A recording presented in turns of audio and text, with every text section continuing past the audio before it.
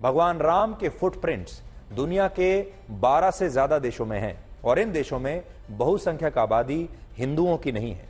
लेकिन इसके बावजूद इन तमाम देशों में भगवान श्री राम को लेकर कोई विवाद नहीं है। वहां भगवान श्री राम को लेकर ना कोई दंगा होता है, ना कोई तनाव होता है, ना कोई हिंसा होती है। लेकिन हमारे देश में जहां बहुसंख्यक आबादी हिंदुओं की है, जहां भगवान राम का जन्म हुआ, वहां उन्हें लेकर इतना विवाद है और एक खास वर्ग में इतनी नफरत है कि ये लोग भगवान राम की शोभा यात्रा का विरोध करते हैं और बाबरी मस्जिद के लिए उसके समर्थन में खुलेआम नारे लगाते हैं। आप खुद देखिए, थाईलैंड, इंडोनेशिया, दुबई और मैक्सिको से जो ये तस्वीरें आई हैं, जहां 22 जनवरी को दिवाली मनाई गई, इस दौरान वहां कोई भी सांप्रदायिक संघर्ष नहीं हुआ। लेकिन हमारे अपने देश में राम भक्तों पर इस तरह से पत्थरबाजी की गई।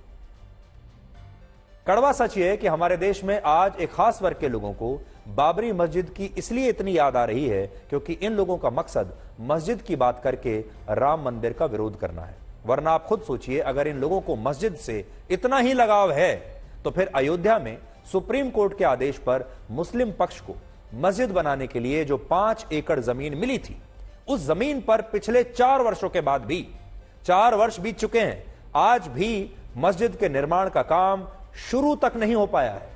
किसने रोका था इस 4 वर्षों में मस्जिद बनाने के लिए? इन 4 वर्षों में यह भव्य राम मंदिर बन गया तो मस्जिद भी बन सकती थी।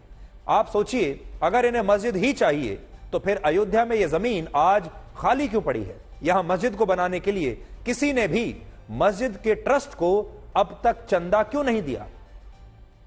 आपको याद होगा, हमने आपको अयोध्या में इसी जगह से कुछ दिन पहले भी एक ग्राउंड रिपोर्ट दिखाई थी और अब हम आपको उसी जगह से हमारी इस रिपोर्ट का दूसरा भाग दिखाना चाहते हैं, जिसमें हमारी टीम ने इस इलाके के लोगों से बात की और इनमें से ज्यादातर लोगों का कहना है कि सरकार की वजह से यहां मस्जिद नहीं बन पाई, जबकि सच यह है कि सरकार को सिर्फ मस्जिद बनाने के लिए जमीन देनी थी और इसके बाद इस मस्जिद का निर्माण वहां के लोगों के चंदे से होना था।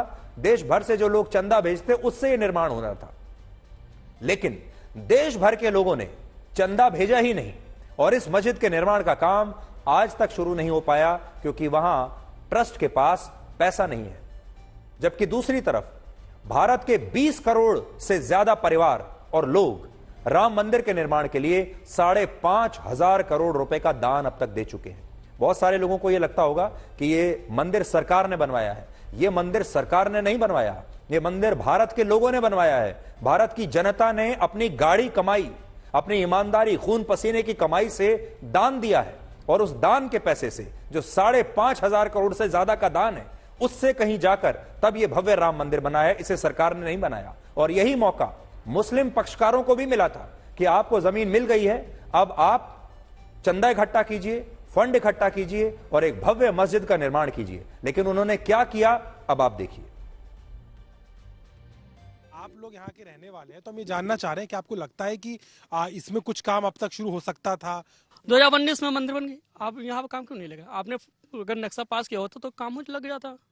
जब नक्शा ही नहीं पास किया आपने तो काम कहाँ लग जाएगा? कहा गया नक्शे का शुल्क ही 2 करोड़ के लगभग पहुंच गया, इतना तो चंदा ही नहीं है ट्रस्ट के पास में, ऐसा कहा गया। हाँ, तो जैसे जो क्या कह रहे हैं आप, जो कमेटी बनी थी तो उसने वो भी कहा था ना चंदा हम बाहर से भी लेंगे ना, ऐसा तो कहा नहीं था। वो बिल भी नहीं पास हुई तो चंदा कहाँ से आएगा? अब खाली देखते चले आ रहे हैं। हाँ, अब की साल बनेगा, अब की साल बनेगा, अब की साल बनेगा, बनी नहीं रही भाई।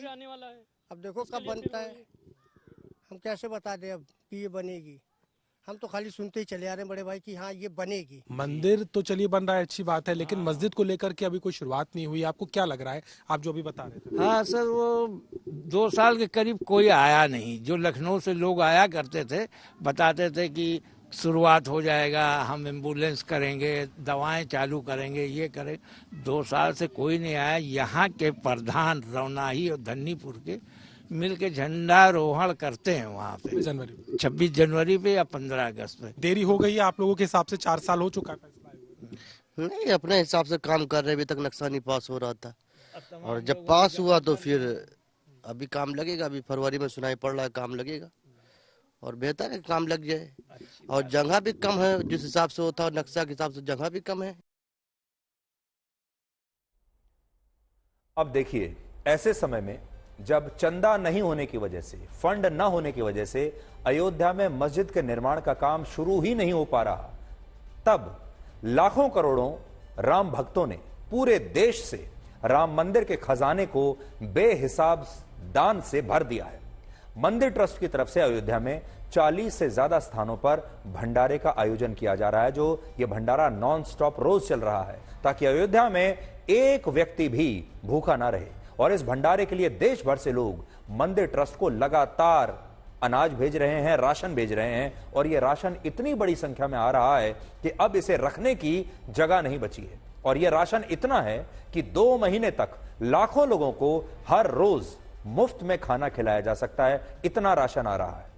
राम आए हैं हमारे, राम आए हैं, राजा राम आए हैं हमारे, राम आए हैं, राम आए हैं हमारे, राम आए हैं, राजा राम आए हैं हमारे, राम आए हैं, राम आए हैं अयोध्या लौट के,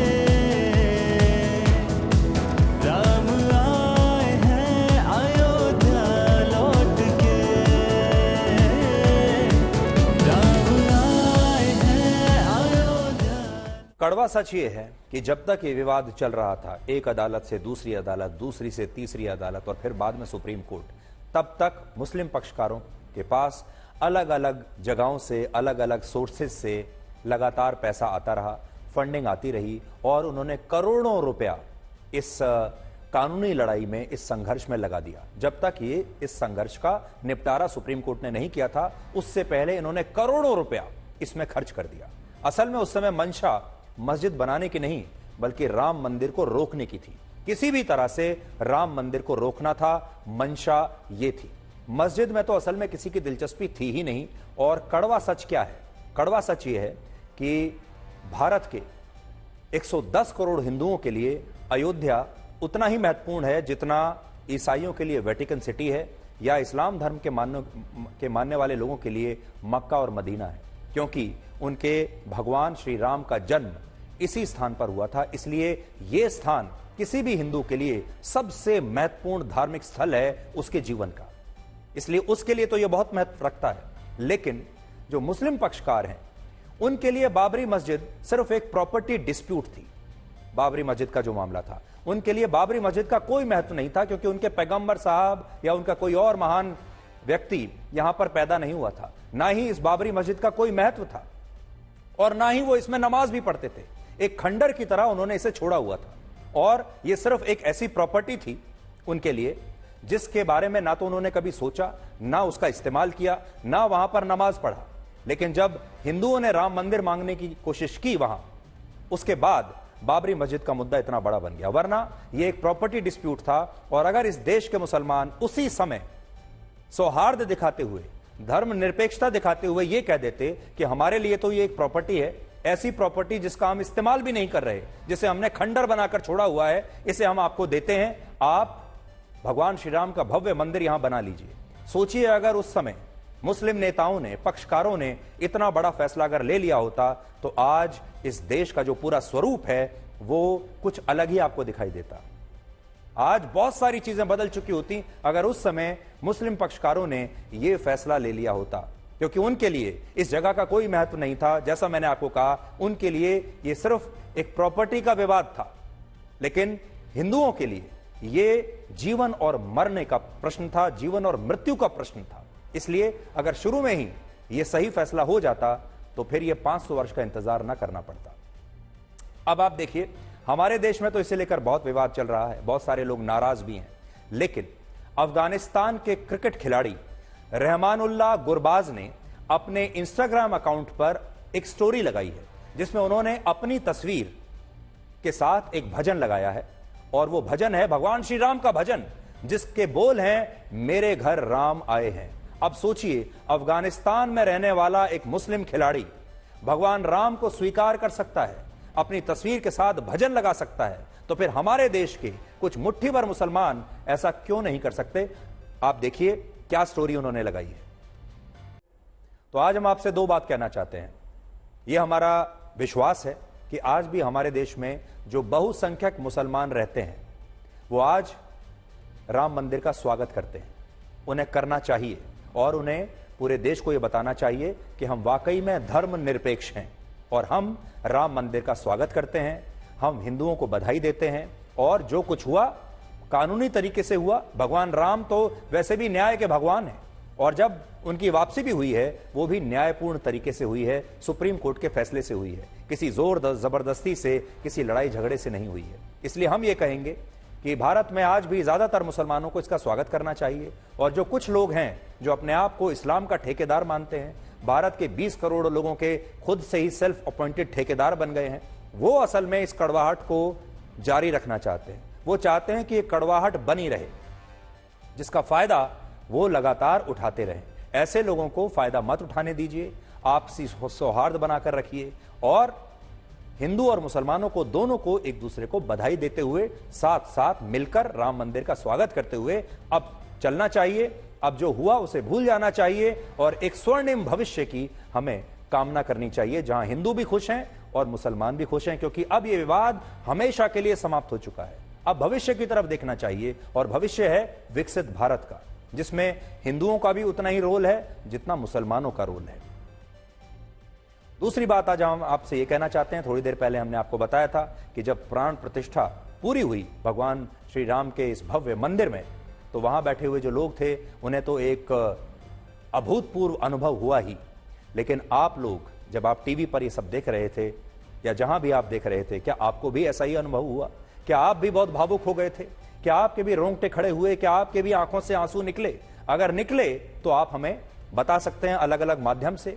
आप सोशल मीडिया पर बता सकते हैं, आप अपनी भावनाओं को शेयर कीजिए, आप हमें लिखकर भी भेज सकते हैं।